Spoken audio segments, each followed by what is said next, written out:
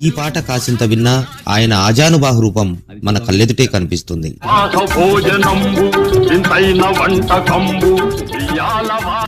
అంత గొప్ప నటనా ముద్ర వేశారు తెలుగు ప్రేక్షకుల్లో స్వర్గీయ నట చక్రవర్తి ఎస్వి రంగారావు గారు.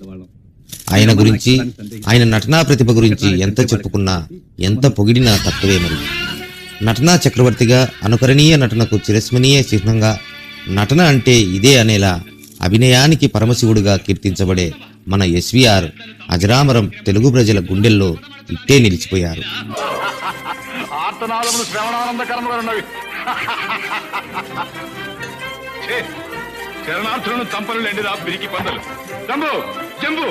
ఈ కౌరవాలను కట్టకట్టి ఎత్తుకుని పోయి హస్తినాపురంలో పారవేయండి. అప్పటి మద్రాసు ప్రెసిడెన్సీగా ఏలుబడిగా ఉన్న కాలంలో జూలై 3వ తేదీ 1918వ సంవత్సరంలో కృష్ణా జిల్లా నూజివీడిలో లక్ష్మీనరసాయమ్మ కోటేశ్వరరావు దంపతులకు జన్మించారు ఎస్వి రంగారావు. ఆయన పూర్తి పేరు సామర్ల వెంకట రంగారావు. ఎస్వి రంగారావు గారి తండ్రి నూజివీడిలో ఎక్సైజ్ ఇన్స్పెక్టర్ గా పనిచేశారు. 12 ఏళ్ల ప్రాయంలోనే రంగస్థల నటనపై మక్కువ పెంచుకున్న రంగారావు మద్రాసు హిందూ కాలేజీలో తన సైన్స్ డిగ్రీ పూర్తి అయ్యాక నటనా రంగంలోకి ప్రవేశించారు. ఆయన బంధువు బివి రామానందం పిలుపుతో 1947లో ఆయన సినీ నటన ఒరూదిని సినిమాతో మొదలైంది. ఆ సినిమా అంతగా విజయవంతం కాలేదు. దీంతో మద్రాస్ ప్రెసిడెన్సీని వదిలి జంషెడ్పూర్ టాటా కంపెనీలో బడ్జెట్ అసిస్టెంట్ గా ఉద్యోగంలో చేరారు ఎస్వీఆర్. 1950లో పల్లెటూరు పిల్ల సినిమాలో ఆయన నటించిన సావుకారు సినిమా ఎస్వీఆర్ కు మంచి నటుడిగా ప్రేక్షకులకు పరిచయం చేసిందని చెప్పవచ్చు. అంతేనే, ఉన్నోరు రంగడంటే ఏమనుకున్నావు? మన మాట వినుకుంటే ఎవడైనా అంతే. నా దగ్గరికి రావద్దు. అట్టా అంటే అట్టా బాబు, ఇన్నాళ్ళు మిమ్మల్ని నమ్ముకుని ఉంటాం. ఇప్పుడు పొమ్మంటే ఈ అడగపోతాం బాబు. 1951లో వచ్చిన పాతాళ భైరవి సినిమాలో విలన్ క్యారెక్టర్ మాంత్రికుడి పాత్రతో ఆయన నటనా జీవితం గొప్ప మలుపు తిరిగింది. ఈ సినిమా ఎస్వీఆర్ కు, అటు ఎన్టీఆర్ గారికి పెద్ద బ్రేక్ ఇచ్చింది. విలన్ గా ఎస్వీఆర్, హీరోగా ఎన్టీఆర్ నటించిన పాతాళ భైరవి అప్పట్లో international film festival of India కార్యక్రమంలో ప్రదర్శింపబడిన గొప్ప చిత్రంగా ఖ్యాతి గడించింది.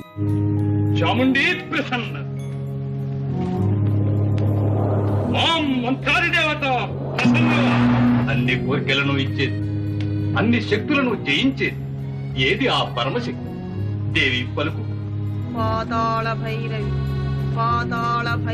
రంగారావు గారు మాయాబజార్, నర్తనశాల చిత్రాలలో తన గొప్ప నటనను ప్రేక్షకులకు కానుకగా అందజేశారు. CNN, IBN ఎంపిక చేసిన ఎప్పటికీ నిలిచిపోయే 100 భారతీయ ఉత్తమ చిత్రాల జాబితాలో ఈ 2 చిత్రాలు చోటును పొందాయి. ఈ చిత్రాల్లో నటించిన నటుల నటనా స్ఫూర్తికి దక్కిన గౌరవం ఇది. నేను అందరి ఫలానివి కాబట్టి అరులు దాస్తున్నా. నా అందం చూచి, నా పొందుకే వేచి, కానుకలంపి కైమోడ్చి నా వెంటబడే కాంతామణులు ఎందరనో కాదని నేను నీ అనురాగాన్ని అర్పిస్తున్నాను. నన్ను నిరాకరించు నా ముద్ర. 3 దశాబ్దాల తన నటనా ప్రస్థానంలో ఎస్వీఆర్ 160కి పైగా సినిమాల్లో నటించారు. అందులో 109 తెలుగు చిత్రాలు కాగా 53 తమిళ చిత్రాలున్నాయి. ఎన్నో మరపురాని ఆయన సినిమాలు తెలుగు చిత్రసీమలో చిరకాలం గుర్తుండిపోయే సినిమాలు. అన్యాయముని ఇంకా సానుభూతి దేనికి? బావగారికి ఇప్పటికైనా తెలిసి వచ్చిందా వాడి రాజ్యదాహం? అజ్ఞాపించండి. సైన్యాలను ఎదురు నడిపి అవక్త పరాక్రమంతో దురాశాపరుడైన ఆ విజయరామరాజును దేశంలో దొరబడి ఏలాలనుకునే ఆ పనస ముష్కలను నా ఖడ్గదాసులకు బలిస్తాను. శాంతించు బాబా. బాడేటి లీలావతిని రంగారావు గారు వివాహం చేసుకున్నారు. 3 సంతానం, 2 కుమార్తెలు, 1 కుమారుడు సామర్ల కోటేశ్వరరావు. తన కుమారుడిని సినిమాల్లో ప్రవేశపెట్టాలని ఎస్వీఆర్ ఎంతో ఆశపడ్డారు. ఇందుకోసం కొన్ని భాగాలు షూట్ చేసిన తెలియని కారణాల వల్ల ఆ సినిమా కొనసాగలేదు. ఎస్వీఆర్ జంతు ప్రేమికుడు. ఆయన జర్మన్ షెపర్డ్ కుక్కలను పెంచుకున్నారు. ఆయన కవియే కాకుండా పలు పత్రికలకు కథలను కూడా రాశారు. క్రికెట్, చిత్రలేఖనం, వేట అంటే ఎస్వి రంగారావు గారికి మక్కువ. 1974లో హైదరాబాద్లో ఎస్వీఆర్ గుండెపోటుకు గురి అయ్యారు. ఉస్మానియా ఆసుపత్రిలో చికిత్స పొందారు. జాగ్రత్తలు పాటించాలని, బైపాస్ సర్జరీ అవసరమని డాక్టర్లు ఆయనకు సూచించారు. దురదృష్టవశాత్తు 1974 జూలై 18వ తేదీన మద్రాసులో ఆయనకు మరోమారు తీవ్రమైన గుండెపోటు వచ్చింది. వైద్య చికిత్స అందించేలోపే ఆయన ప్రాణం విడిచి అజరామర లోకాలకు వెళ్లిపోయారు. ఎస్వి రంగారావు గారు రాష్ట్రపతి అవార్డు, విశ్వనట చక్రవర్తిగా ఎన్నో గొప్ప అవార్డులు, గౌరవాలు దక్కించుకున్నారు. తెలుగు సినీ జగత్తులో తనదైన శాశ్వత ముద్ర వేసి ప్రేక్షకుల హృదయాల్లో నేటికీ కొలువైన నట చక్రవర్తి మన ఎస్వీఆర్.